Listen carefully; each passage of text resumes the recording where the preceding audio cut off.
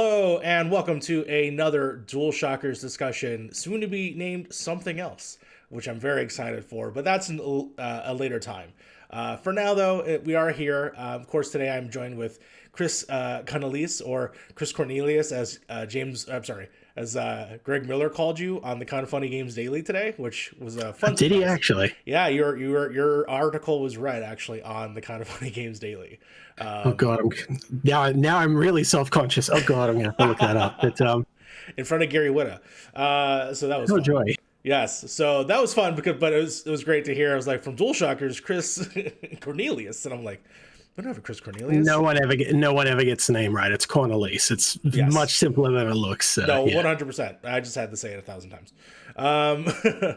But of course, today we're here for the big topic for this episode. Obviously, we're going to be talking about your review of Hitman 3. But before we do that, how you doing, buddy? Tell me about yourself. What got you in the games? I've just been gaming since I was, a wee lad. Just happened to, see parents playing Tetris on the first computer they got when I was like 3. And I'm just like, I want in on that. And here we are, like 30 years later, still doing it. Still loving Tetris too. Yeah, for sure, man. I literally just started playing Tetris Effect Connected because it just came out to Xbox and PC, and I'm still adoring that game. Still have so many fond memories of that, so it's fun that we have that little shared thing there. Well, it's about as close to a perfect game as you're gonna get, like Tetris. You can add to it, but it's the perfect game. It is the core game. Yes. Yeah. What else can you say? Yeah, I mean, I remember playing in the early 2000s. I was playing Tetris Worlds, I believe it was, on Xbox Original, on Xbox Live. And that's to me, I was like, oh, things can never get more perfect. We have online play. I can now match with people from all across the world, say terrible things, and robot voices. That was fun. And then, I played a lot of Tetris Worlds online as well, so just PC equivalent. So yeah, it's just universal. Yeah, and then now, of course, we have Connected, which is just the most prettiest version of Tetris I've ever seen, so... Yeah, Tetris meets a rave party. It's great. For sure. Have you been playing anything lately? Hitman, of course. Yeah, mostly it's been Hitman. I've been trying to get through some of the backlog of just things I missed out. So I'm getting around to Control because I didn't play that when it came out. And I'm really enjoying Control, actually. Gotcha. Really, really digging into the aesthetic, the world building, just the sheer chaos of the fights and the destructibility of it all. It's just like, this is the Matrix lobby shootout. I love this. It's 100% the Matrix lobby shootout, yeah. Yeah, that game's great. I mean, for the fact that it has a bunch of mixes of genres that I love. It's a little X-Files here, a little Twin Peaksy here, full-on action, third-person action.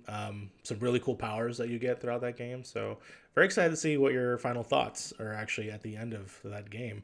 How far along are you in it, actually, if you know what I'm saying? Reasonably. I've found the brother, and he's held up in the cell, and now I'm going back to the ordinary AWE. That's where I'm at currently. So, gotcha. Okay. Yeah, I'm excited for you to get to that one level everybody talks about. If you've not already done it, it's such a blast. So definitely enjoy that. I shall. Yeah. So we're going to move on to our big topic, which of course is Hitman 3. It has not come out yet specifically. Correct. Yeah, because that's a little bit later this week. Yeah, it's tomorrow, I think, is the official date. And the embargo was By the time you're watching this, you will actually be able to play it. Yes. But of course, you've of course done the review for us here at Dualshockers. What was your general impressions of Hitman 3? Well, the opening line of my review probably sums it up. It's a great game that I don't really like playing. And I feel bad saying it because, and I had to keep stressing this throughout the review. It's like, this is really good. Yeah. It's just not for me. It's just not my kind of style of game personally. And but it's again, I'm just conflicted saying it. And I hope that came across in the review and with the final score, which I gave it an 8 out of 10. So yeah, it's conflicting, but it is good. Like I swear it's good. I swear it.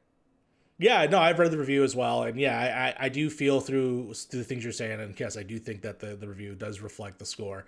It's just some of these things are just not everyone's thing, especially the way that it's designed to have more of openness. But obviously, it wants you to do some things perfectly, but sometimes you just can't. Some people don't have the patience to do so. Yeah. Did you play the other the other two previously, or even the previous games before this trilogy? So I dabbled in, I think it was like Hitman 2, as in the original Hitman 2, the pre-reboot one. Sure. But that was a very long time ago. I remembered very little about it. So I came into Hitman 3 relatively fresh, but then like I played through it for the review and then immediately went back, checked out the previous stuff, filled in the blanks on story, and did my due diligence just comparatively. So yeah, the feeling maintains throughout the trilogy. It's just these are very good games. They're just not my kind of games. So sure. Yeah. No, for sure. I mean, I dabbled with, I believe, the second one, and the beauty, of course, playing the second one is I also had the levels from the first one, which was really nice. So I got to experience from the beginning in that perspective. In terms of this one, I mean, how aware of you were the differences between the games, and do you feel like the ones that they've introduced into this game makes it enough for a new entry? Because I knew that some people were like, should I bother paying $60 to play a game that has somewhat new features when there's already two really great games already out that, you know, pretty much has everything you need for a cheaper price? I mean, what are your general thoughts on, is this worthy enough to like, yeah, I should buy this day one? What's the value proposition on it? Yeah. Again, I think it's a case of if you have played the previous two and like them, you'll probably find this one fairly justified because, again, like it is largely more of the same, but it is, half a dozen new levels, associated modes, things like that. But each level, they're very wide open. Lots of options, lots of different approaches, all the various challenges, achievements, etc. that you can get. Progressing through the stage mastery allows you to get new starts, to get new shortcuts. It encourages replaying them, and anyone who's really into this could probably just, sink multiple hours into every single level. So, but if you weren't really sold on the first two, if you dabbled in those and weren't really sold, this one isn't going to change your mind. If you were still kind of mixed, I don't know if you should just rush out and pay full price for it, because no, this isn't going to change your mind on anything. But those who like this will love this. Gotcha. Effectively. And of course, with any new game, there's new places to play with. There are, I believe, would you say 6 places, 5 big areas, 1 final area. And that's correct. Where are some of the places that you visit in this game? So the first level, and the one they showcase the most in a lot of the promotional material, is a tower in Dubai. So I can't remember the actual name of the Hitman one and the real one. So sure. Just the really tall, the world's tallest tower. The one that's like sort of like Fast and Furious, the one where they drive the car through. No, I'm just kidding. There is the big tower that was in even in what was it?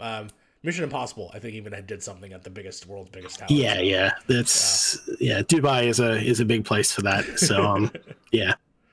But that's the first level, and so you're there at basically the grand opening party. So there's lots of money floating around, lots of people, a big art gallery kind of thing, and then you go through into the maintenance corridors and the staff and to the penthouses and everything of the big powerful guests that are staying there, and a couple of which you have to eliminate, and obviously multiple ways to do that. You can get them up together in the penthouse, have a meeting and just take them out at once. You can sabotage the art installation that one keeps perusing. You can just go in guns blazing if you're really crazy. Lots of options, but it's a pretty spectacular level, and I can see why they did a lot of the promotional material for that one. So I'm looking at footage right now of it because we're by Game Riot, and the best thing they did was they threw a wrench at a door, which distracted the person so they can go out the window, hanging outside of the building. So that sounds incredibly crazy. In terms of some of the other levels, were there some other standouts that you think that probably some people are worth mentioning?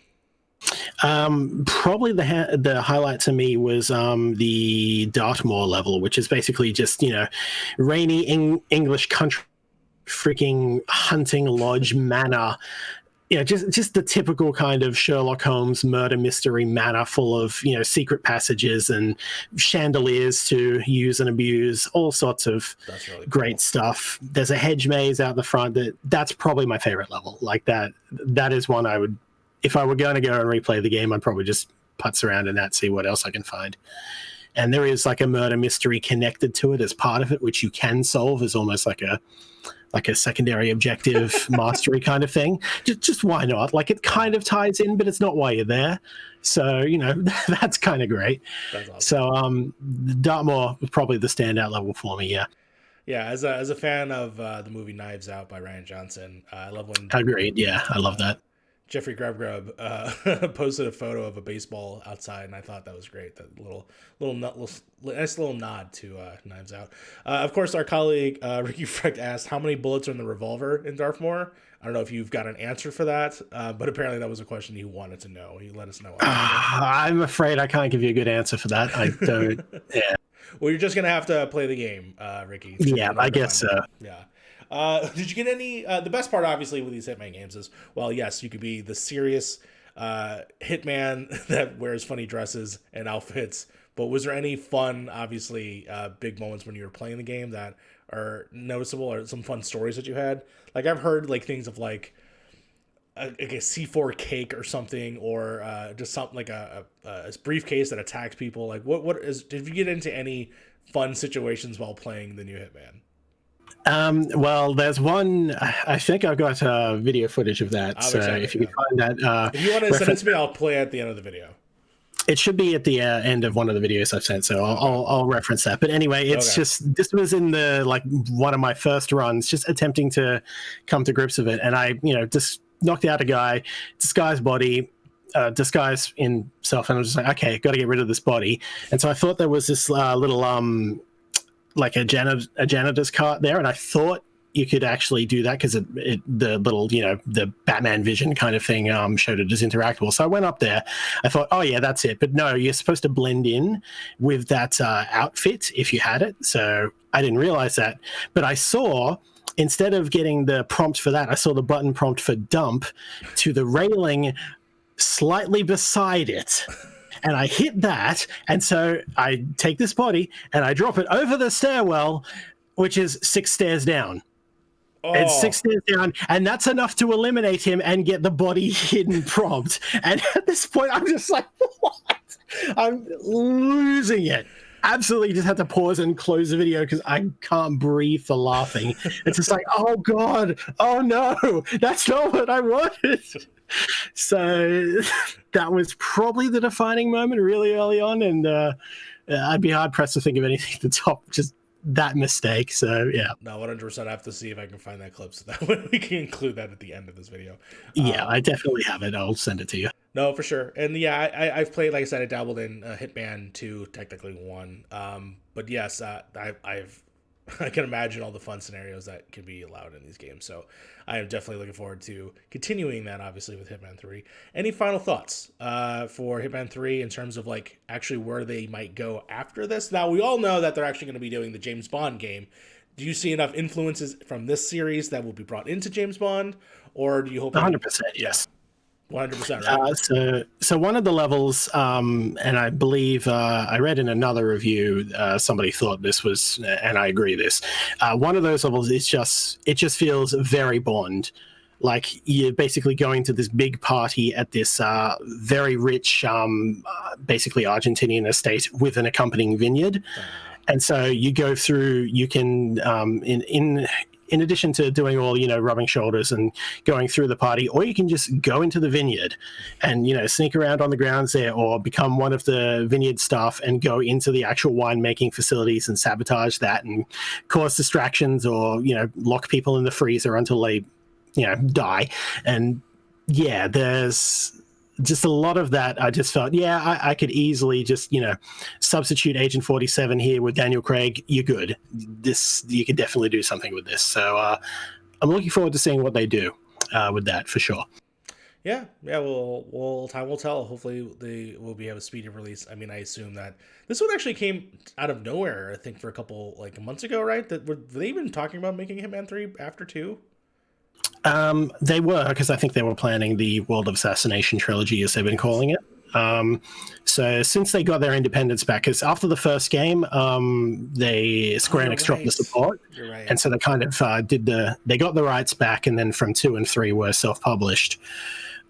So yeah, like IO Interactive has done a really good job basically getting that and keeping it going, and it's looking better than ever. It plays just as well.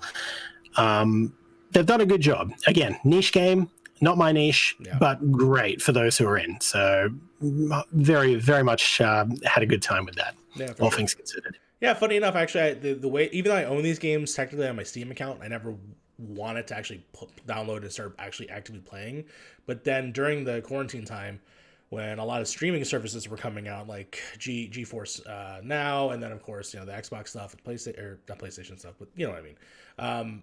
I ended up playing primarily via cloud. I actually played via my GeForce because they had the trial where you could play it for like 3 months, and I was like, all right, cool, I'll just do it. And I put a nice chunk in the Hitman 3, so I think that this will be a fun game if for people just want to like chill and relax. I think you can also do it that way. But as much as it's what you mentioned also in your review is that this is also a game that if you want to be a perfectionist, you're going to be making a lot of saves.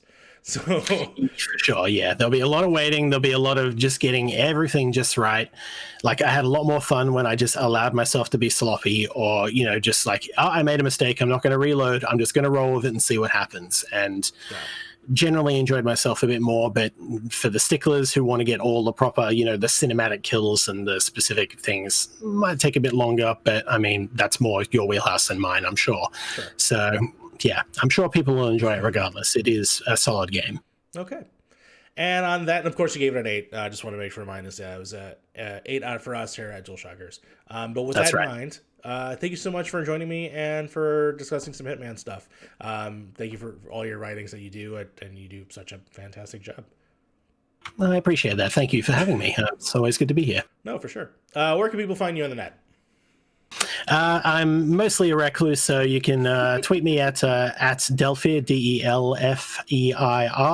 I don't use Twitter pretty much at all, so but it's there if you want. Other than that, you can find me at Dualshockers. Most of my writing is there, and that's the extent of it, really. So yeah, absolutely. And then, of course, you can find me here at the youtube.com/Dualshockers, at that Mario Vera on Twitter, where you shall see some new, hopefully, things happening in the upcoming year. So we'll see how that goes. Till next time, take care. See ya.